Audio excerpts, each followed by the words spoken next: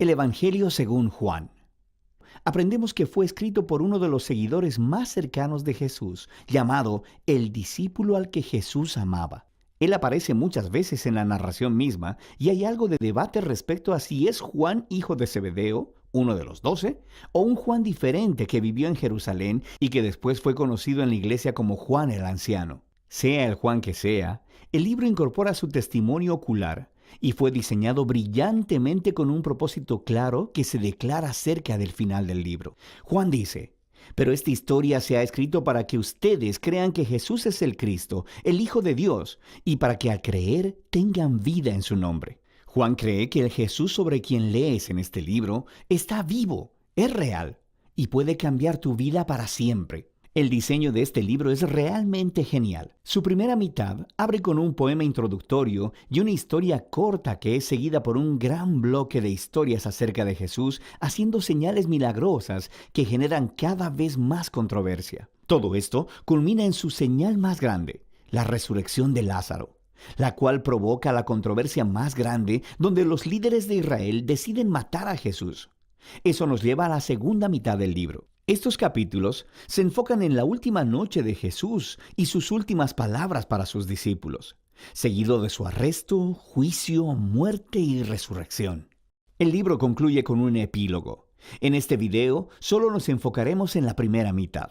Así que el libro inicia con una introducción de 2 partes.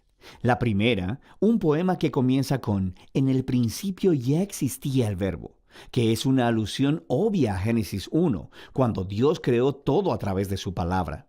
Ahora, las palabras de una persona son distintas de la persona en sí, pero también son la encarnación de la mente y la voluntad de esa persona. Así que Juan dice que el verbo estaba con Dios. Esto es distinto de, y sin embargo, que el verbo era Dios. Esto es divino.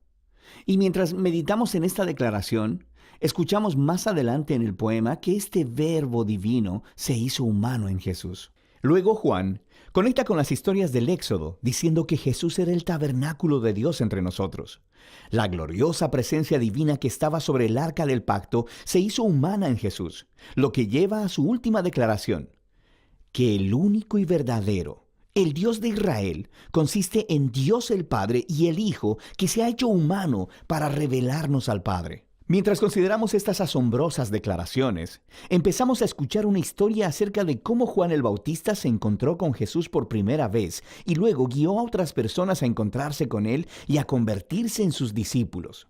Y una por una, mientras las personas se encuentran con Jesús, dicen en voz alta quién piensan ellos que Él es. Y en este capítulo se le da 7 títulos a Jesús.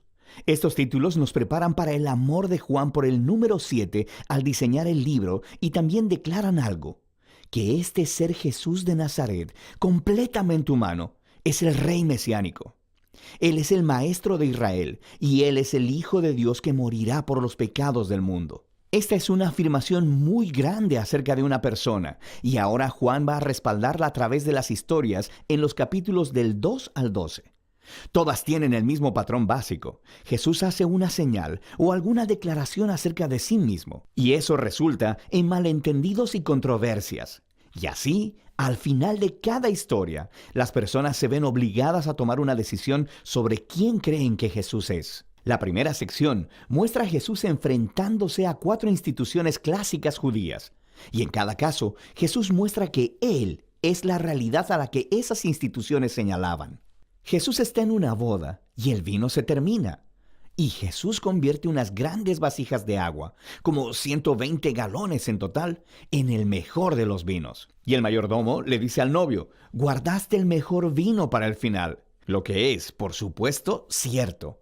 Pero Juan también le llama a esto la primera señal milagrosa de Jesús. En otras palabras, es un símbolo que revela algo acerca de Jesús. Justo como dijo Isaías, que el reino mesiánico sería como una gran fiesta con gran cantidad de buen vino. Esta primera señal milagrosa revela la generosidad del reino de Jesús.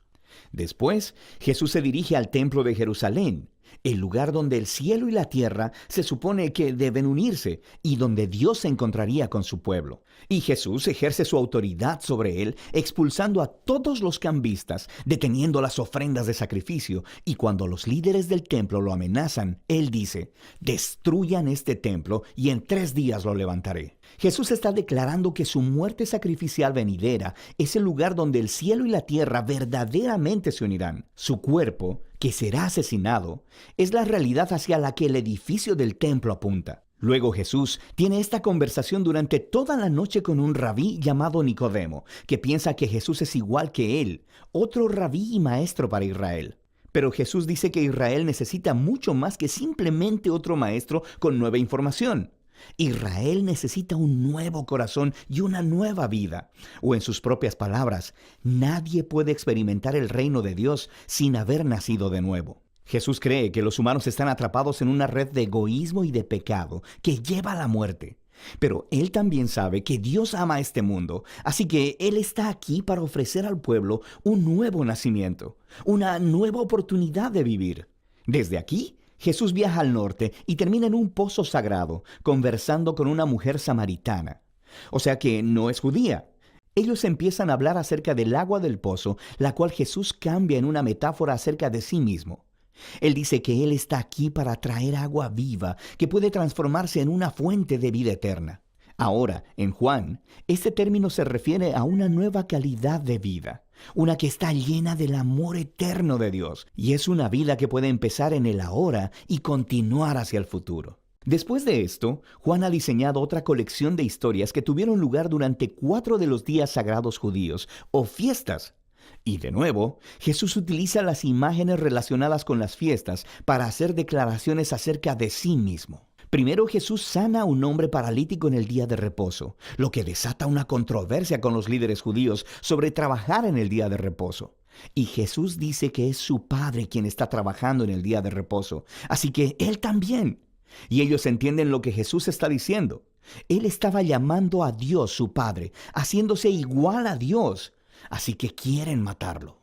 La siguiente historia tiene lugar durante la Pascua, la fiesta que volvía a contar la historia del Éxodo con la cena simbólica del Cordero, el pan y el vino. Y Jesús, milagrosamente, provee comida para una multitud de miles de personas, lo cual resulta en que la gente le pida más pan. Y luego Jesús declara que Él es el verdadero pan y que si ellos comen de Él, descubrirán la vida eterna.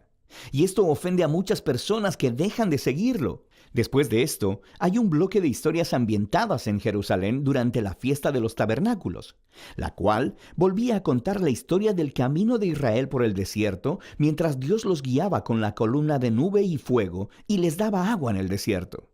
Y Jesús se levanta en los atrios del templo y exclama: «Si alguno tiene sed, venga a mí y beba». Y luego Él dice: «Yo soy la luz del mundo». Está diciendo que Él es la presencia iluminadora de Dios y el regalo de vida de Dios para su pueblo.